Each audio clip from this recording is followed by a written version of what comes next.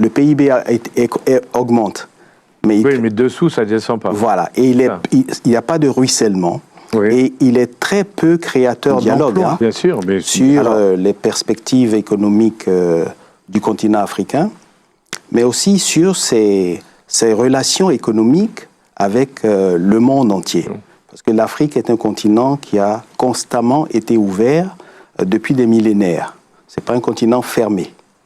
Alors, l'économie globale, depuis une quinzaine d'années, du continent africain, connaît une croissance constante quand on prend, par exemple, les données macroéconomiques des institutions de Bretton Woods ou de la Banque africaine de développement ou plusieurs autres institutions sont unanimes sur la trajectoire de croissance.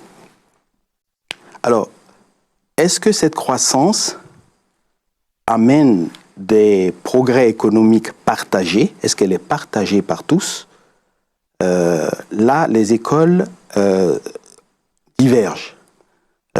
Certains pensent, comme moi, que la croissance économique globale est appauvrissante pour les individus.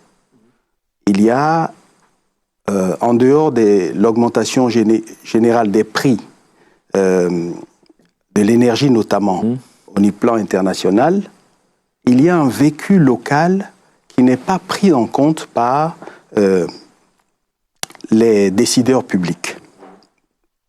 La croissance dont on parle, elle est portée par des données macroéconomiques qui proviennent des investissements directs étrangers, mais qui produisent peu d'effets en termes de partage. La vraie croissance, celle qui bénéficie aux populations, vient de l'épargne privée des gens, sur lesquelles, sur ces épargnes-là, les politiques publiques ont eu peu d'effets.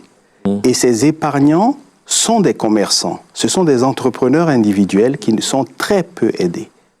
Ils connaissent d'énormes obstacles administratifs de tous ordres pour commercer. Et ce sont ces commerçants-là qui portent la croissance sur le continent africain.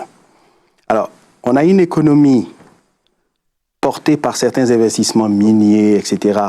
Les chiffres sont importants, les investissements. Alors, on va dire tout de suite, le PIB augmente. Mais oui, mais dessous, ça ne descend pas. Voilà, et il n'y a pas de ruissellement. Oui. Et il est très peu créateur d'emplois. Alors, à quoi sert d'afficher la foi de mathématiques du PIB croissant quand celui-ci, ce PIB n'a pas d'impact positif